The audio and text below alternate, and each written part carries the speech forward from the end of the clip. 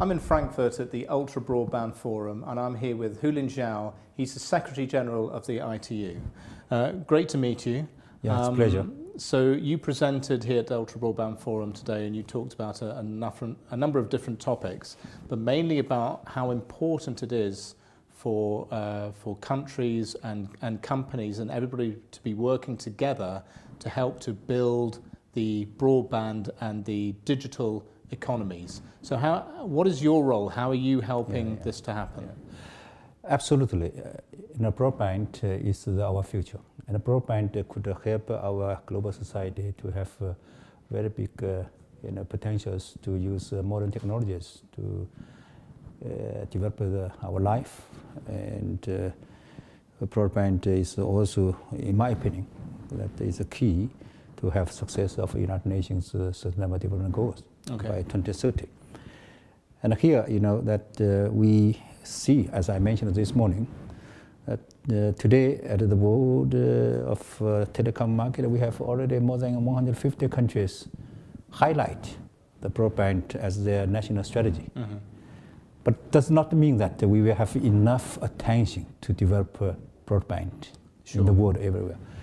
For example, that there is a misperception that telecom is a very good business. It's always profit making. It's still profit somewhere, for sure.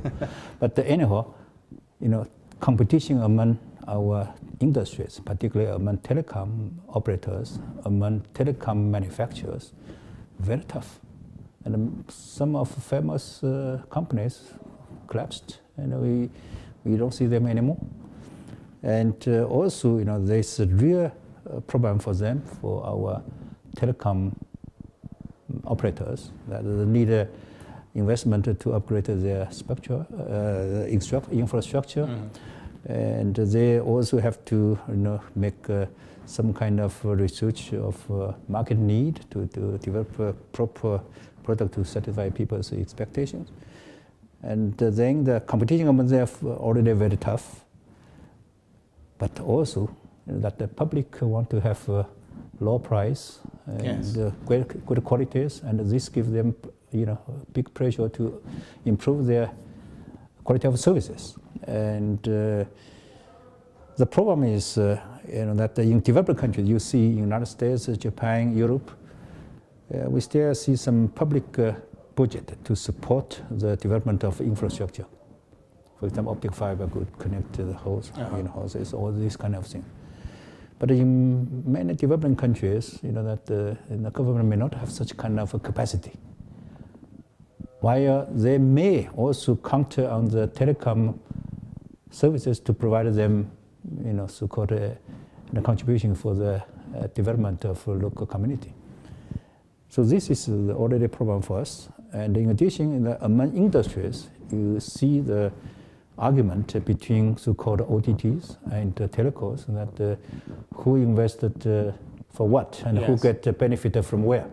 And this kind of thing will not help us to create proper good environment to encourage investment. So I worried, as Secretary General, I worried very much that if we do not have a proper investment for our infrastructure, and everything can be collapsed very quickly. Mm-hmm.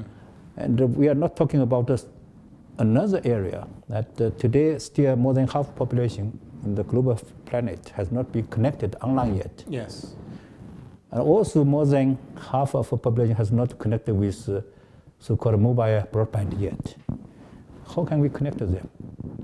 And to connect them, you need investment. And the investment, you might have to get more investment to go to this poor area, poor connected people. Of course, we need innovation to have new technologies to see how can we make the best investment of current budget to do things more efficiently. But again, you need some money. So therefore, this is an issue for us, for all of us. We have to work together. So what, as Secretary General of ITU, I put this highly on my agenda, try to lobby for the importance of ICT as enabler for social economic development. Yes.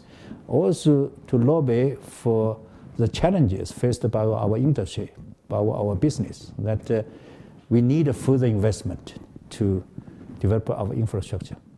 And this rely on private, rely on public may not be sufficient. We need to immobilize everybody, public and private come together. And then we also need a very good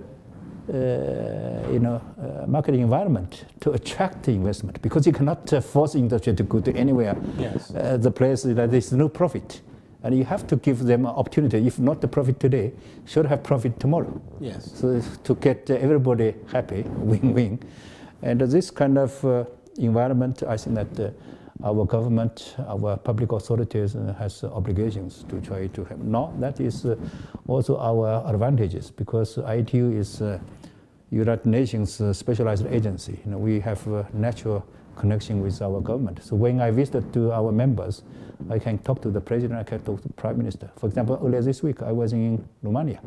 Monday, I met with the president. Right. Tuesday morning, I met with the prime minister. So I had a chance to highlight these kind of things to them, because we expect them to help us to, to have proper attention and to give us a proper, support. And of course, we also expect the industries to provide us with better technologies. Yes. And better technology does not mean always sophisticated, complicated. Sometimes to connect the poor people in the remote area, you may not need that kind of sophisticated technologies. Some technologies which has a wider coverage, relatively simple. Now, with new technology, should be possible. Like we're talking about the cloud communications.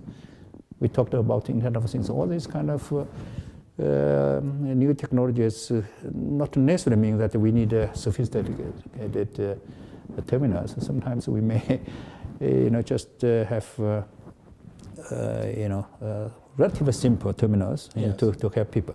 Now here, I would like to also to highlight one important issue, that ITU created 1865. We enjoyed our 151 years history. But over such a long period, we are very proud that we always work with innovation. We always lead the technology development. And if you look at the history, you find that this is always cooperated with our bigger industries. We have not really worked with small, medium-sized entrepreneurs.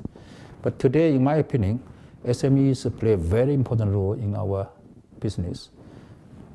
Any country, you go to anywhere to meet with the president, prime ministers, they will tell us their industry, more than 50, more than 70%, 80%, even 95% are small, medium-sized entrepreneurs.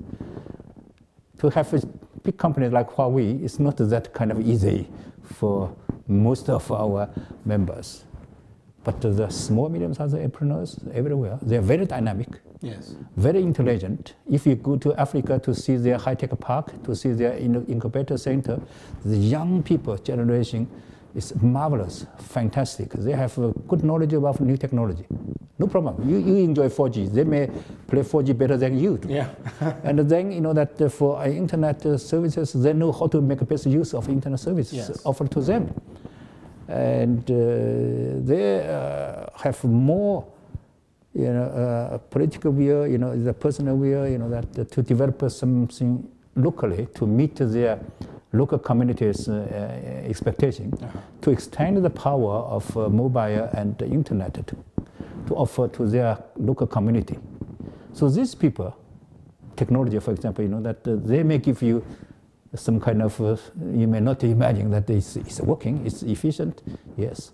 May not be sophisticated, may not be that expensive. So they could help us a lot. So we also try to work with them as well. Of course, today we also noted that everywhere, we're pushing for new technologies. I just try to say that the new technology not necessarily coming from big guys, can come from SMEs. We work with them. And we also take care of spectrum in ITU. And for me, we talk about Internet of Things, we talk about 5G, 4G, 5G, all these new technologies. Nothing can work if we don't have enough spectrum of, to support them. So to harmonize the spectrum, to get sufficient resources of spectrum to support the new technology is also our task. We are working on that one as well. We work for broadcasting, television, satellite technologies as well. And it's not limited to this. For example, emergency communications we develop. Now we are trying to help the other ecosystem to develop e-health, e-education, e-agriculture. That all these lots of things. Have to be done. But anyhow, if you put all this together, you still need a very strong industry. Yes. And you still need a very strong infrastructure.